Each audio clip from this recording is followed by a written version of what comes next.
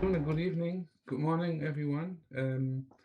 So it's really great to talk to you today, and to many of you whom I know from different experiences. First of all, I want to thank the organizers, especially Dr. Renuka Jayatisa, and also who's the regional coordinator of IGN in the region. Also want to acknowledge the presence of Dr. Pandav, who has been a great leader in this effort of elimination of iodine deficiency in South Asia. So I'll spend a few moments on explaining some of the work we've been doing to look at the situation in South Asia around iodine programs. And also I will reflect a little bit on the linkages, salt reduction and salt iodization, the topic for today's discussion. Um, as Werner Schontig just mentioned, this slide actually shows this very important progress through the measurement of goiters. On the left side, you see the status in 1993, on the right side in 2019. And the bubbles represent the size of the magnitude of goiter, which is one of the clinical signs of iodine deficiency. And you see that the rates in the 1990s was very high. And on the right side, you see the shift over time that has happened and how low the goiter rates are today. And this is mainly through the salt iodization efforts. Also, we see on this slide that the status of salt iodization in the world is quite good. On average, 88% of households in the world have access to iodized salt. As Werner already alluded, salt iodization is one of the public health successes. Now this slide, let's look at the progress in South Asia. It's been huge progress in the last 20 years or so. And these lines represent coverage of iodized salt at household level, and you see that the lines are going up for almost all of the countries, and that represents the progress that has been made. Now, and here you see the individual coverage data for all the countries in the region.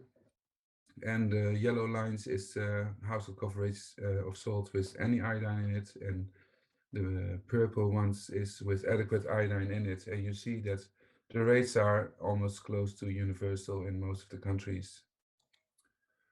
And that is then also shown through the iodine status measured through the iodine content in urine.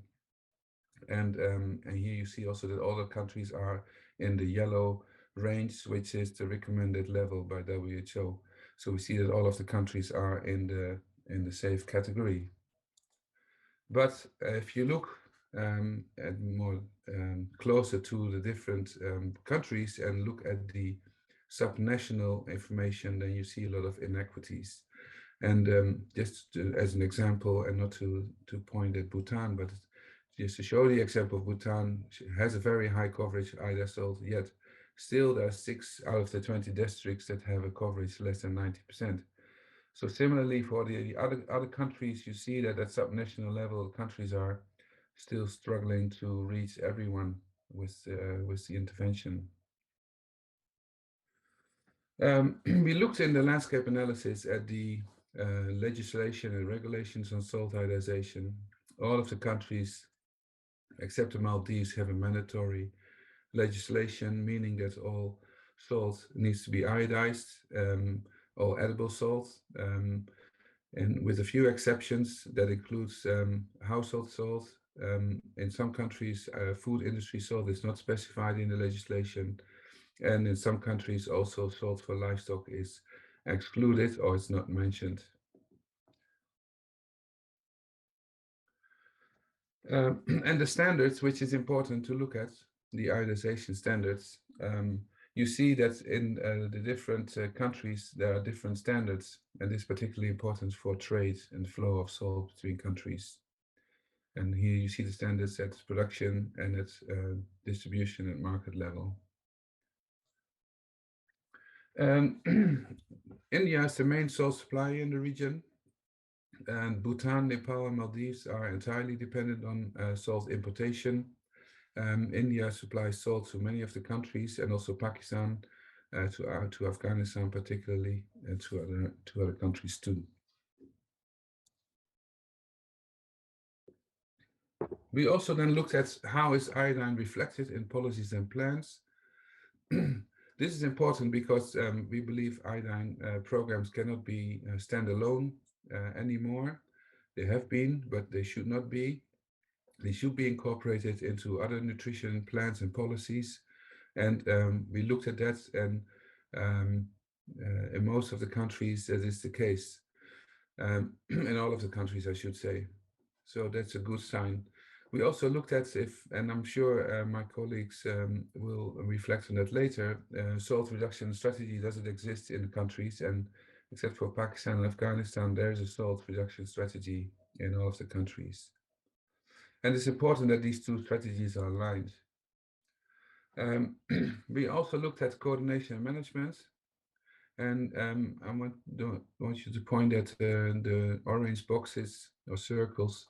The challenges that we observed is that although the plans include iodine nutrition plans, they're often still not, the coordination management is not sufficiently integrated.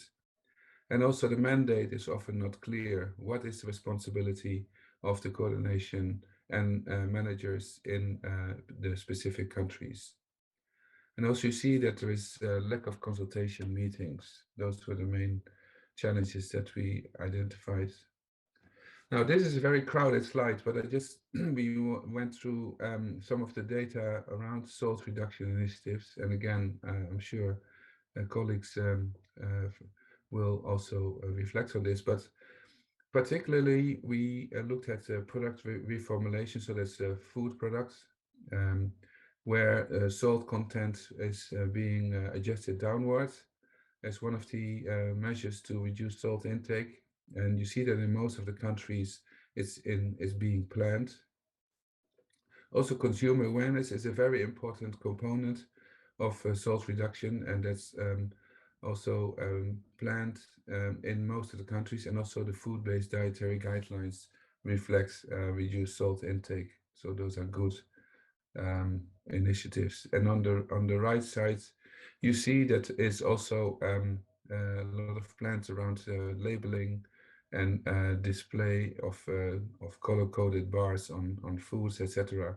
So it's good that these initiatives are planning and that they are happening. And what is particularly important is that we seem to be at the right time to look really at a very strong integration or alignment of salt reduction and salt iodization.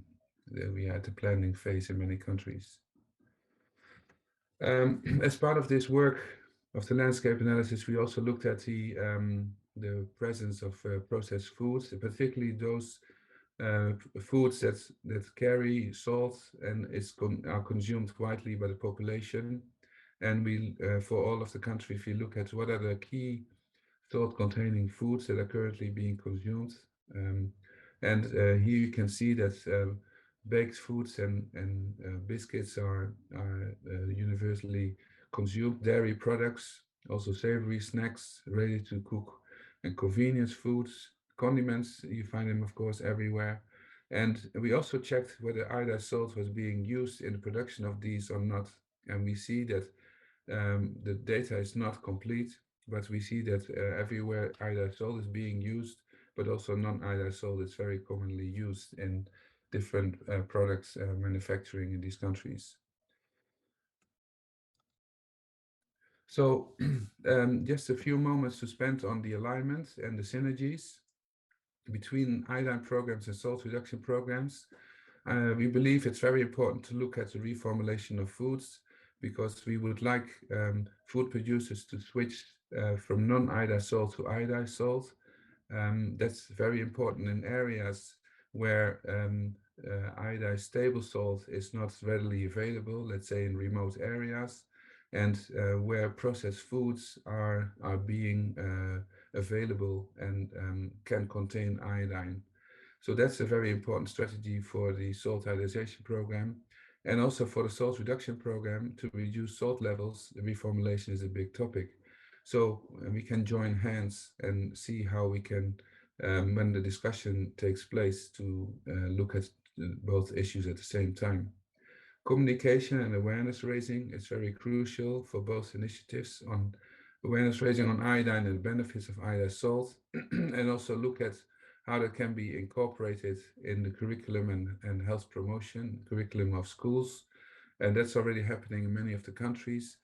And awareness raising around reducing salt intake and the right foods to choose is very crucial.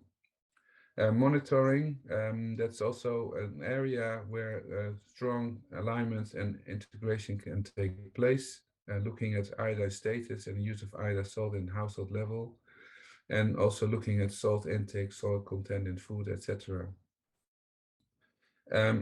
As Werner also mentioned, is salt iodization is the levels of iodine in salt can be easily adjusted.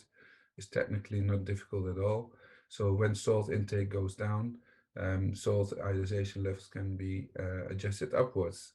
So that's a very important point to keep in mind, that it's not a big issue that when salt consumption patterns change. So jointly plan, coordinate, and exchange information and align monitoring and focus on reformulation of foods. Those are the main alignment issues that we see. So in summary, well, there are many more results from this landscape analysis which will be distributed soon, but I wanted to focus particularly on the topic of this session. So the South Asian countries have scaled up programs that largely provide adequate iodine to the population. However, still some regions and people are iodine deficient. Program improvements are possible and are needed to reach the last mile. And an overall focus is needed to sustain the efforts and to ensure that the program is anchored into national health agendas. So the sustainability is very key. We also think that the inter-country collaboration and coordination is very important. Many issues are affecting different countries, and if you look at the exchange of and the flow of foods and salt, I think it really points at the importance of the regional agenda. And also technical assistance and information exchange can really benefit from working together. And work with salt reduction, I think, also works across different countries in a regional context. So we believe there's a big opportunity there. So let me pause here and thank you for this opportunity.